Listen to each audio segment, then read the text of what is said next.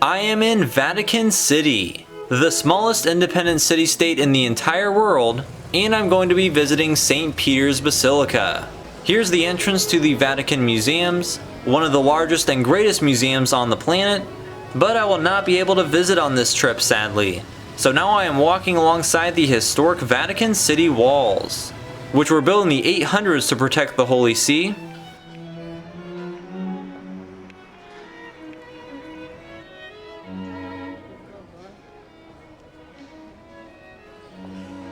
Alright, here's the Piazza San Pietro, and I'm going to be heading into the Basilica.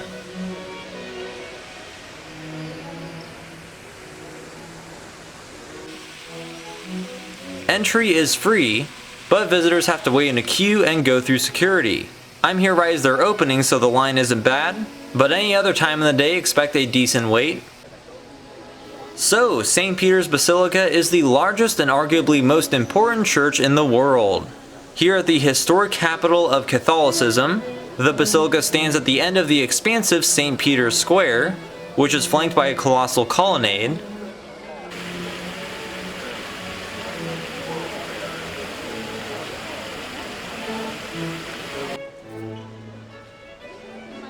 There is a Swiss guard stationed at that door. These hired Swiss soldiers wear very colorful uniforms and have a history of guarding the Pope.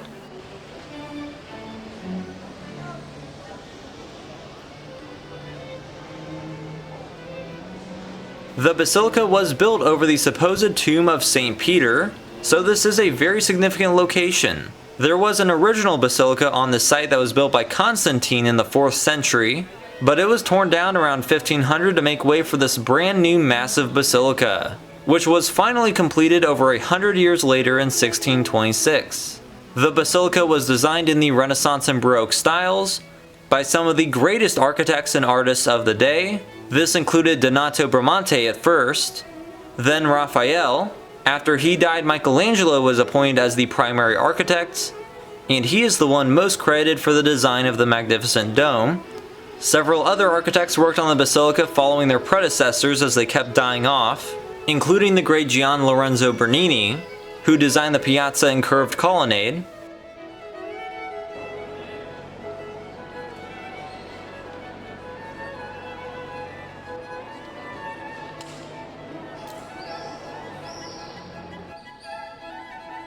Now let's head into perhaps the most incredible church on earth.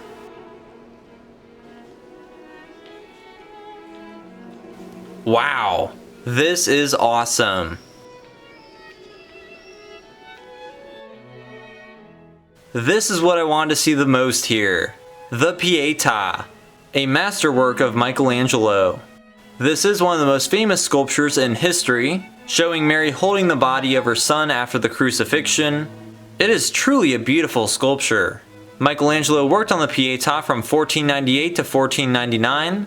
It was commissioned for a French cardinal and ambassador's funerary monument, but now it's one of the first things that one sees after entering St. Peter's Basilica.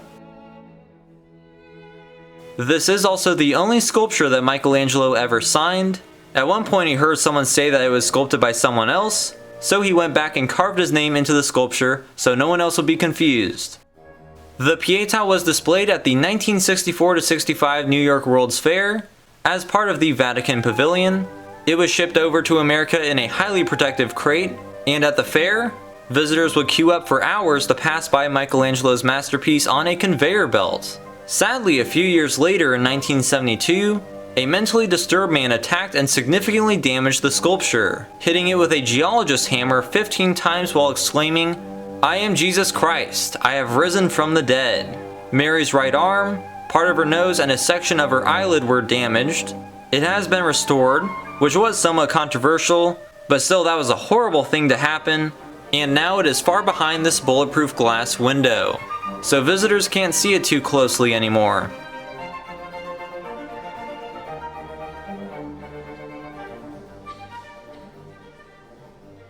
The Pieta is so amazing to see in real life. That is a fantastic sculpture. The crowds definitely start to pick up within an hour of opening.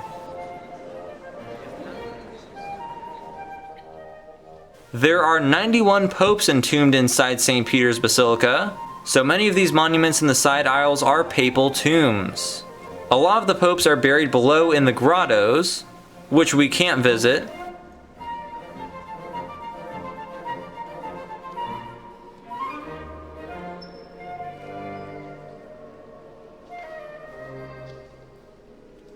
Below the altar of St. Sebastian is the tomb of Pope John Paul II.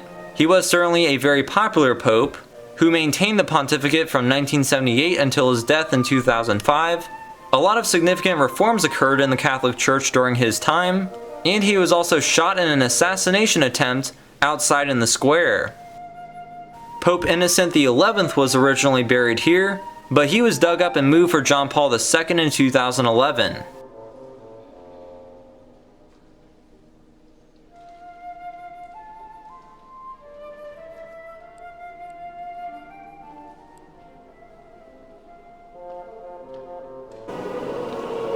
The Basilica is 615 feet long, with 11 chapels and 45 altars.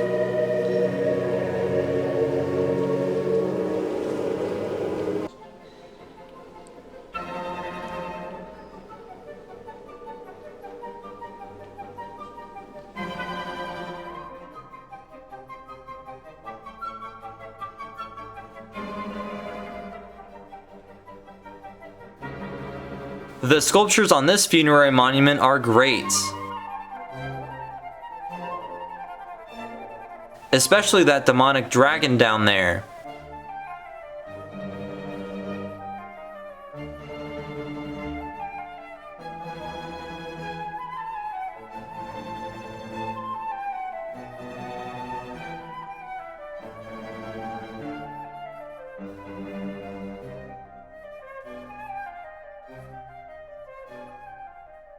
There's the preserved body of Pope John XXIII, who was Pope from 1958 to 1963.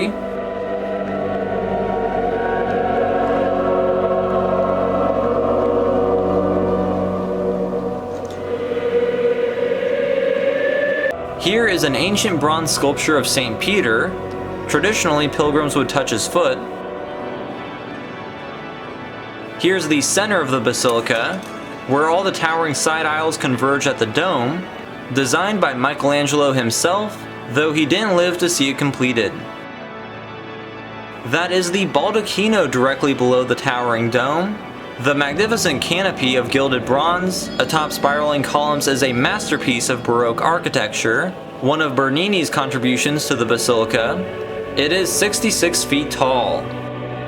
Below the canopy inside the Baldacchino is the papal altar, at which only the Pope can celebrate Mass. It was built of marble from the Forum of Nerva, and has been there since the reign of Pope Clement VIII in the late 16th century. Directly below the Baldacchino is the crypt of St. Peter, the supposed burial site of one of Jesus' 12 disciples, who went west and finally to Rome after Jesus' crucifixion, but eventually he himself was crucified near the Circus of Nero, which is where the Vatican stands today. Bones belonging to a 60 or 70-year-old man were found down there, but it's still debated whether those are the remains of Peter. It is possible to actually head up into the dome, which stands 448 feet above the basilica floor. There are great views of Rome from up there, but I'm not going to do that on this visit.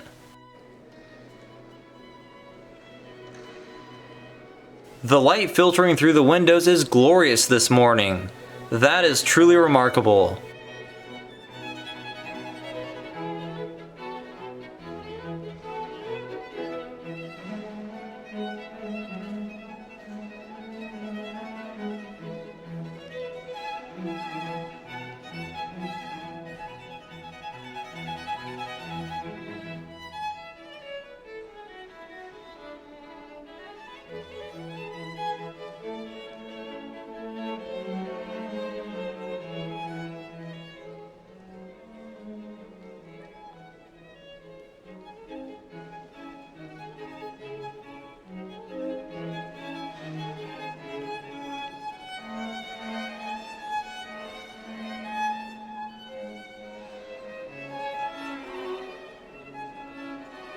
Here is the altar of St. Jerome, below which is a box containing the remains of St. John the 23rd, another pope whose body was heavily embalmed and preserved.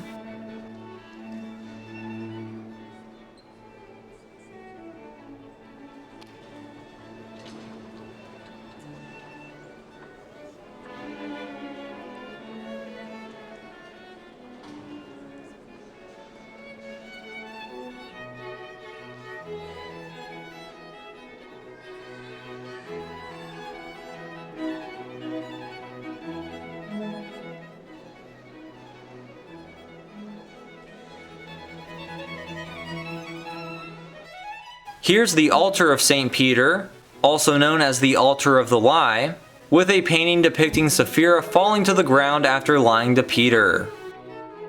This is the monument to Pope Alexander VII, the last work of Bernini. This is the altar of the Sacred Heart of Jesus.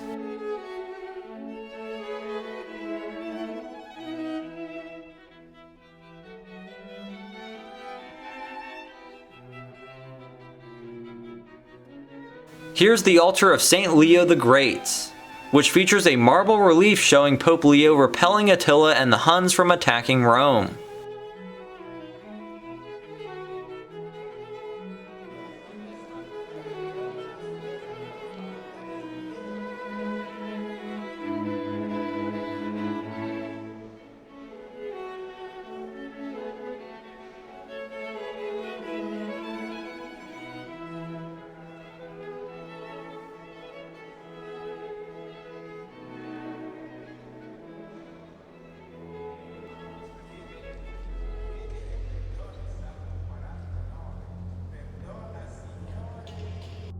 Here's the funerary monument of Pius VIII. I walked a little bit into a hallway that leads to the treasury, but it doesn't seem to be open right now. Here's a big plaque with the names of all the popes.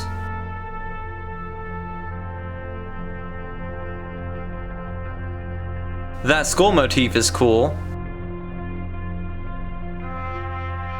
This is the sacristy of St. Peter's Basilica.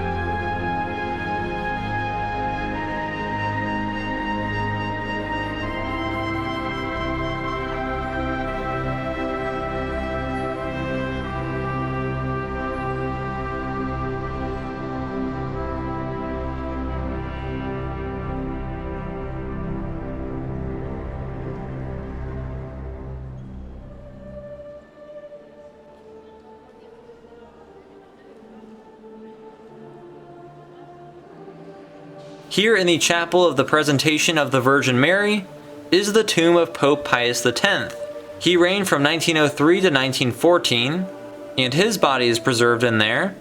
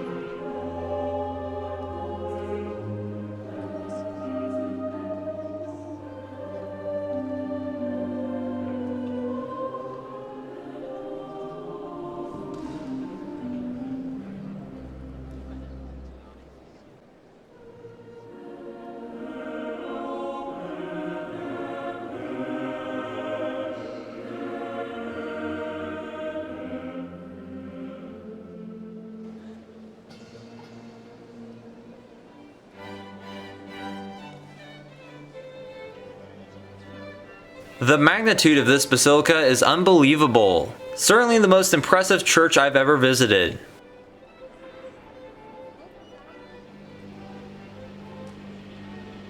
And now we're back out on the Piazza San Pietro.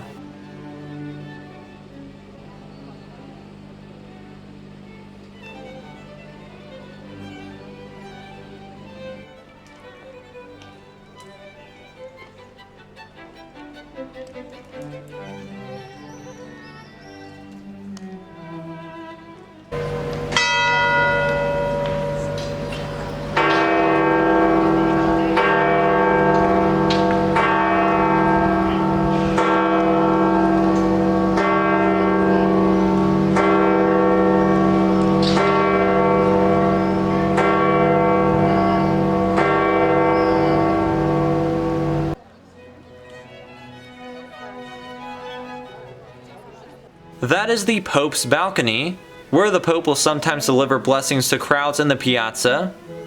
This square is where throngs of people gather when a new Pope is announced, including when the current Pope Francis first walked down the balcony in 2013. He will still usually read a prayer to people gathered on the plaza most Wednesdays, and performs Mass inside the Basilica on Sundays.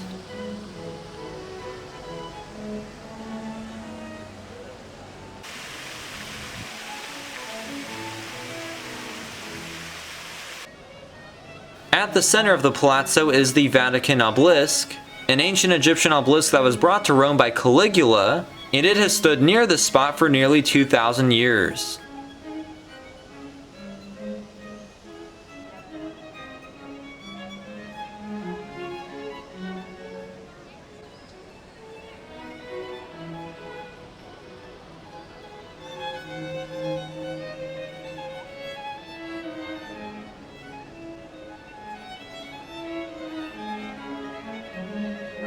All along the tops of the colonnades, there are 140 statues of different saints and martyrs.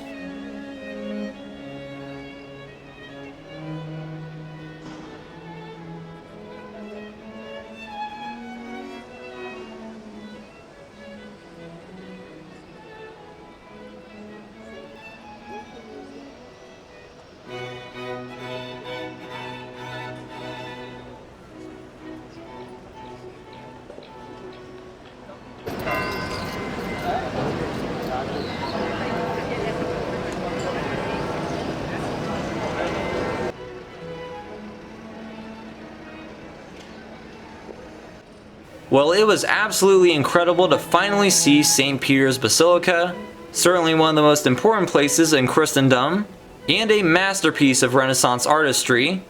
I will definitely be coming back to explore the Vatican City more thoroughly, especially to go through their vast museums, and to go up into St. Peter's Dome.